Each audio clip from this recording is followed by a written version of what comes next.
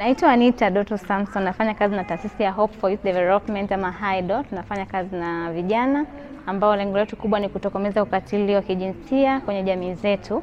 Leo tumekutana na wadau mbalimbali kutoka taasisi mbalimbali lakini pia wa serikali kuweza kuwatambulisha mradi wetu mpya ambao ni una lengo la kutokomeza ukatili wa kijinsia katika maeneo mbalimbali mkoa wa Mwanza, lakini hususan katika kata ya Kirumba, ambao mradi huu tunafanya na taasisi mbalimbali ukisimamiwa na taasisi ya Umati, na mradi huu unatekelezwa katika mikoa mbalimbali, mikoa 6 ikiwemo Mwanza, na Mwanza ni wadau ambao tunatekeleza sisi Hope for Youth Development.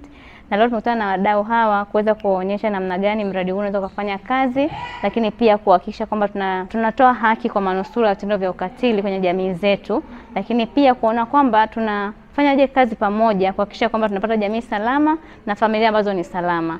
Ya Hope for Youth ikiwa ni kinara wa kutetea haki za vijana na wanawake katika nyanja mbalimbali. Tunaona kwamba kuna changamoto kubwa sana ya utoaji taarifa kwenye jamii zetu pale manusura wanapokuwa na wanatana na vitendo vya ukatili. Kwa sababu tumewaita wadau mbalimbali kama polisi kata, dawati, lakini pia one stop center kuhakikisha kwamba tunafanya kazi pamoja, maafisa ustawi wa jamii, maafisa maendeleo, wazazi, lakini pia wadau wengine wa taasisi kama vile TAWRA, kuhakikisha kwamba tunafanya kazi kwa pamoja na kuleta haki za manusura vitendo vya ukatili, hususan ukatili wa kijinsia kwenye jamii zetu. Tunapofikisha sehemu mbalimbali na kuona kwamba manusura ukatili wa kijinsia anapata haki zake kwa wakati, lakini pia anapata ushauri wa kisaikolojia ili kuhakikisha kwamba jamii inakuwa salama na familia zetu zinakuwa salama. Taasisi hii imeweza kushirikisha wadau mbalimbali. Tumeona wako polisi, wako wa machampion katika jamii, maafisa ustawi wameshiriki, maafisa maendeleo. Hawa wote kwa pamoja tunaamini wataenda kupeleka chachu ya kushughulika na changamoto hii ya ukatili katika kata ya Kirumba, na sisi kama serikali tutakuwa tayari kwa ajili ya kutoa ushirikiano pale inapohitajika, kuendelea kutoa miongozo na usimamizi wa yale ambayo tutaona yameibuka katika kata hiyo ya Kirumba. Vile vile tutaendelea kushirikiana na wadau wetu wengine katika ufuatiliaji wa matukio yote ya uhalifu yatakayoripotiwa, ili kwa pamoja tuweze kuyadhibiti na kutengeneza jamii ambayo ni salama. Ninawahimiza wanajamii tusisubiri yale masaa 72.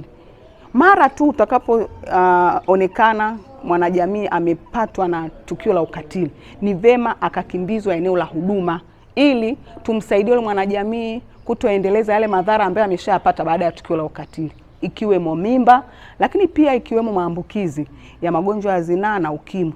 Kwa sababu tunapomwaisha muhanga kwenye eneo la huduma, kuna dawa ambazo anaweza kapewa na daktari ambazo zinamsaidia yule muhanga kufubaza ule urutubishaji wa yai au utungwaji wa mimba, lakini pia kuna dawa atapewa kwa ajili ya kufubaza maambukizi ya magonjwa ya zinaa pamoja na ukimwi. Kwa hiyo ni vema sasa jamii kaelewa umuhimu wa kumwaisha muhanga wa ukatili au yule aliyemwathirika wa lile tendo la ukatili. Hizi taasisi zinazojitokeza, tunashukuru Mungu kwa kweli. At least tunakoelekea tunaona haya mapambano yatasaidia upunguzaji wa ukatili. Umeona? Ukatili utakuwa sio mkubwa, tutaenda kwa kasi ya ajabu mpaka kufikia watu na kuwaelimisha watu. Mradi wetu kwa sasa unatarajiwa kufanyika kwa muda wa mwaka mmoja na unatekelezwa kama nilivyosema mkoa wa Mwanza, na lengo letu ni kuhakikisha kwamba manusura vitendo vya ukatili wanapewa haki zao. Ndio maana tukaitisha wadau mbalimbali ikiwemo wanasheria, mawakili, lakini pia mapolisi ambao ndio watu ambao kwenye center kubwa kabisa kuhakikisha kwamba manusura anapata haki zake, lakini pia madaktari ambao ndio waandishi wakuu wa PF3 ambao ndio ushahidi wa kwanza kwenye kesi za ukatili wa kijinsia. Na tunatamani kuona kwamba mwisho wa mradi huu tunapata matokeo ambayo manusura tuwe na story nzuri za kuonyesha kwamba jamii yetu imepukana ama imepunguza vitendo vya ukatili. Tunatamani kuhakikisha huduma zinazotolewa zinazingatia haki za manusura, survivor centered approach. Sio tunaenda kukamata mtuhumiwa, siku 3 zimepita, huyu binti tayari ameshapata maambukizi ya virusi vya ukimwi au amechelewa kufanyiwa counseling, au tunamaliza kesi imeisha, huyu binti amechanganyikiwa, hana self esteem, hawezi kabisa kujisimamia mwenyewe.